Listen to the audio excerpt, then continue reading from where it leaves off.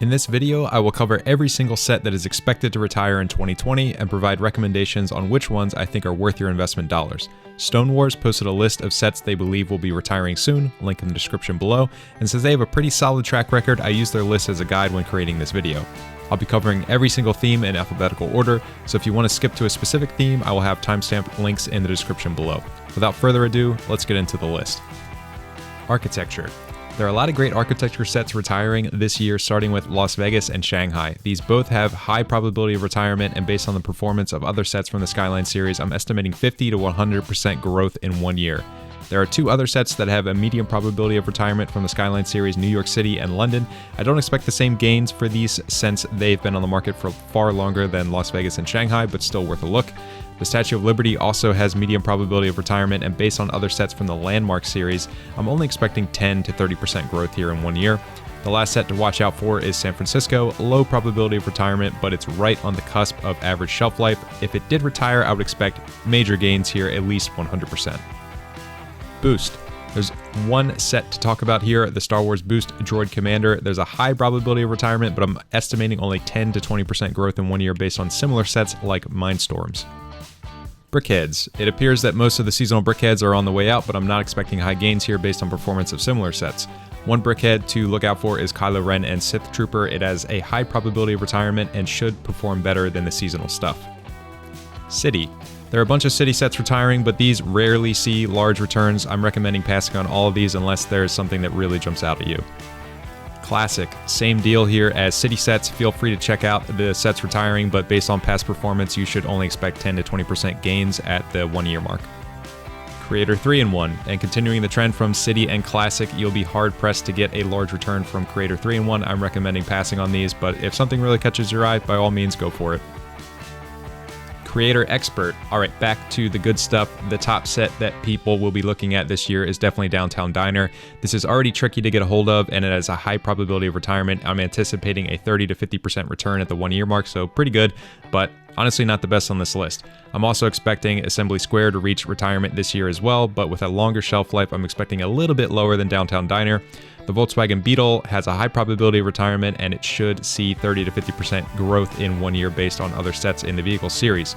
Speaking of the vehicle series, the unretirable champ, the Volkswagen T1 camper van, is finally expected to retire. I'll believe it when I see it. I expect pretty low returns for this set, 0 to 20%, given how long it has been on the market. Taj Mahal is also expected to retire this year, but these large Landmark sets haven't performed super well in the aftermarket recently. I'm only expecting 0 to 20% gains, especially given that this is a re-release set. Getting over into the Winter Village series, the Fire Station has a high probability of retirement and should grow 20 to 50% based on past performance.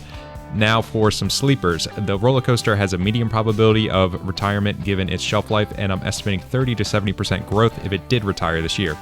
Another sleeper, but I'm only recommending this set if you live in the UK, the London Bus could also retire this year, and gains could be similar to the other vehicles, 30 to 50%. The last set on my list from the Creator Expert theme is the Vestas Wind Turbine. There have been rumors swirling that it could see an early retirement, and it's tough to put a value on it. Based on Creator Expert as a whole, I would anticipate 10 to 50% gains here. DC Superheroes. It appears the 2019 wave of sets should retire this year. I was a little surprised when researching the historical performance of these sets. It's not great at 0 to 20%. There are some rare breakthroughs though, and they seem to center around more unique characters from the DC universe, aka not Batman, but everything we're getting this year that's retiring is Batman, so I don't have high expectations for performance. One sleeper set to look out for though is the 1989 Batmobile. It has a low probability of retirement, but could see 50 to 70% growth if it did. I'm using the Bat Tumbler here as my prior. Disney Princess. I said we were going to do every single theme, and that includes Disney Princess. There were some early standouts that surprised me from this theme, but the last few waves have not performed super well. The 2019 wave is on the chopping block, and nothing really stands out to me as a winner, except one sleeper set that has a medium probability of retirement. That's Mulan's Storybook Adventures. These storybook style sets seem very collectible to me, and I could see this growing 20 to 50% given the early retirement and being from the first wave of the storybook line. Disney Parks. I'm watching Cinderella's Castle with a very, very close eye. Nothing is pointing to retirement aside from its long shelf life, but the possible gains from this set have me on high alert. If you catch wind that this set might be on its way out, I recommend jumping on it as quickly as possible. Dots. There are a few sets retiring from this theme, but I'm not expecting high returns, just 0 to 10% here. you can get them if you want. I recommend avoiding. DUPLO. DUPLO sets make some of my favorite investments, but we're not getting anything super great this year. The only set worth paying attention to are the licensed sets, and the only one that has a high probability of retirement is Mickey's Vacation House. I can see Goofy and Pluto driving up value here, but I'm only estimating 10 to 30% growth. There are a few sleeper sets though. Frozen's Ice Castle is right on the mark for retirement, but I still put it at a low probability. If it did retire, I would expect 50 to 100% growth in 1 year based off past performance of other sets. Another collection of sets that I still consider low probability but high reward if they did retire, the Steam Train, Trains Bridge, and Train Tracks. Keep a close eye on these if you catch wind of them retiring. Friends. Like I said, we're doing every single theme. The 2019 wave is up on the chopping block, but I wouldn't expect big gains here. I'm estimating 0 to 20% growth based on historical performance. If you really wanted to go out on a limb, Mia's House would be the way to go, in my opinion, compared to similar sets that have come before it. I would expect 10 to 30% growth in 1 year for this set. Harry Potter. There's a lot going on in Harry Potter this year. A few sets from the 2018 wave are on their way out finally, including Hogwarts Great Hall and Whomping Willow. I expect Great Hall to perform a little bit better here, given the price point and exclusive figures. I'm expecting the Hogwarts Express to also retire, but I didn't make Stone Wars list, so I'm setting it as medium probability of retirement with high estimated growth, 50 to 100% in 1 year. Quidditch Match is also from the 2018 wave, but while I was bullish on it last year, I don't see it growing just as much as the other three sets I just mentioned. Now, sets from the 2019 wave that would have earlier than expected retirements. I'm estimating Bo-Baton's Carriage Arrival and Hungarian Horntail to perform about the same 20 to 50% growth in 1 year. I like the Night Bus a little bit more here, and historically it's been a pretty good investment, so I'm setting the estimate at 50 to 70%. Lastly, the Rise of Voldemort could perform super well or just okay. I'm hinging all this on the Death Eater that's included and anticipation that people may want to army build with it. Not sure if that's enough to recommend it, but I like it nonetheless. Hidden Side. The entire Hidden Side series is expected to retire, and while I'm not expecting large gains for most of the sets, there are a few standouts. The Newberry Haunted High School could see 20 to 70% growth. I'm basing these estimates on how some of the larger Monster Fighter sets performed. The Ghost Train and Mystery Castle are in the same camp for me, although I'd rate them just a little bit lower in terms of return. Ideas. There are 4 sets to talk about here, starting with the pop-up book. This isn't on Stone Wars list, but should be on the chopping block given its shelf life. If it does go, I'm not expecting huge gains, just 10 to 30% based on similar unlicensed sets. There are 2 more exciting opportunities on the licensed side of ideas, the Flintstones and Steamboat Willie, both with high probability of retirement, and I would expect at least 20% growth for both of these, and I would give the edge slightly to Steamboat Willie. The last set to talk about here, and on a lot of people's list I'm sure, the Treehouse. It's a really great looking set, it's a nice high price point, and would make a really early retirement if it did retire this year.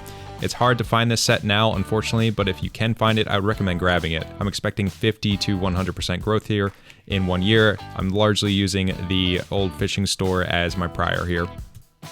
Jurassic World. The Jurassic World sets retiring this year are from the Legend of Isla Nublar wave, which is a little disappointing because they are based on a Lego movie rather than a proper film in the series. I wouldn't expect huge gains for these, but I do like the Triceratops Rampage solely for the Triceratops included because it's a super popular dinosaur, and this is the only set that includes a full-grown one. My estimated growth for this set will be 20 to 50%. Marvel Superheroes. Similar to DC Superheroes, I was surprised how poorly most of the Marvel sets performed. There are definitely standouts, but the 2019 wave that's expected to retire doesn't have many from my point of view. Granted, I'm not fully steeped in the Marvel universe, so if something jumps out at you, feel free to go with your gut and not listen to me. One set that does catch my eye though is Captain Marvel and the Skrull Attack. It's a limited retail set, at least here in the US, meaning it was only offered at one retail store, Target I believe, and Lego brand stores. That makes it difficult to track down. Mixed with at least one exclusive figure, I'm anticipating 20 to 50% growth here from this set. Mindstorms. It's crazy to think that this theme still exists, but it seems to have the final nail in its coffin coming. I wouldn't expect high gains here based on past performance, just 0 to 10%. Minecraft. Here's a theme I don't follow closely, but historical gains are actually pretty solid here, 20 to 50%.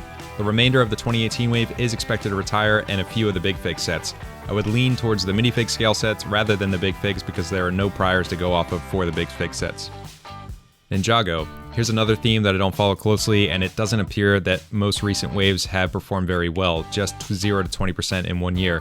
There are a few sets that will break this mold, mostly larger buildings, and the closest thing that matches that is the Monastery of Spinjitzu. If I were to pick one of these sets, it would be this one, but again, if you follow the series in depth and have different ideas, then feel free to throw my opinion in the garbage. Overwatch. This is a tough theme for me to judge. The entire series is expected to retire, and so far, the sets that have retired have not performed super well.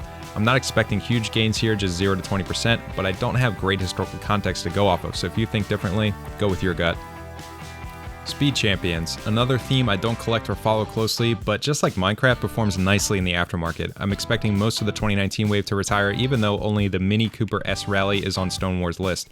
The one that stands out to me is the 1974 Porsche 911 Turbo, and I think it's actually pronounced Porsche, but honestly, I think you're good with any of these.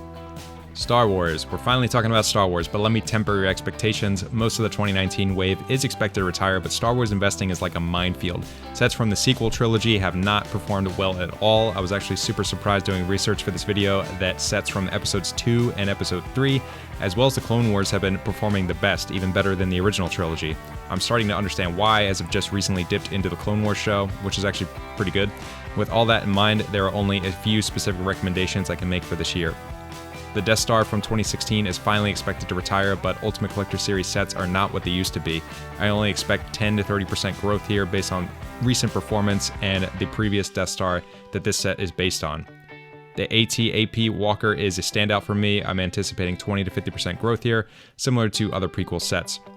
And while original trilogy sets are not what they used to be, the 20th Anniversary Series is a bright spot, and you can't go wrong with Boba Fett, which is why I'm expecting 20 to 50% growth for the Slave One.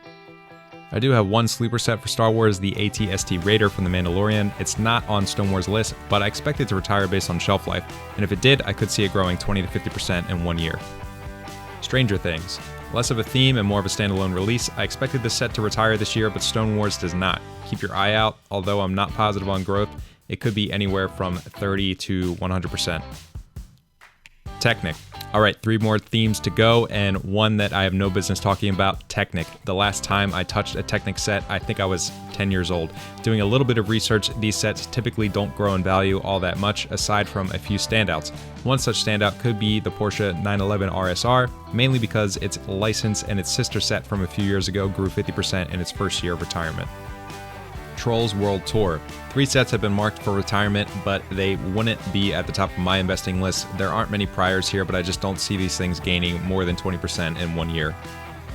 Toy Story 4. There's only one set on Stonewar's list, but I think the whole series could be getting cut. I think the only thing these sets did well was make us miss the molded heads we got back in 2010. I don't expect high gains here, 20% at most in 1 year. And that's the list. We did it. Every set that is expected to retire in 2020 and my opinion on which ones will make for good investments. If you like this video, please give it a thumbs up and let me know your thoughts down in the comments.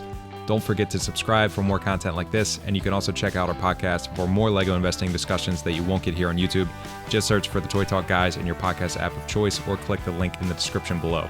Remember that this is not professional investing advice. All investing involves risk, and you are solely responsible for that risk. Thanks for watching, and see you again next time.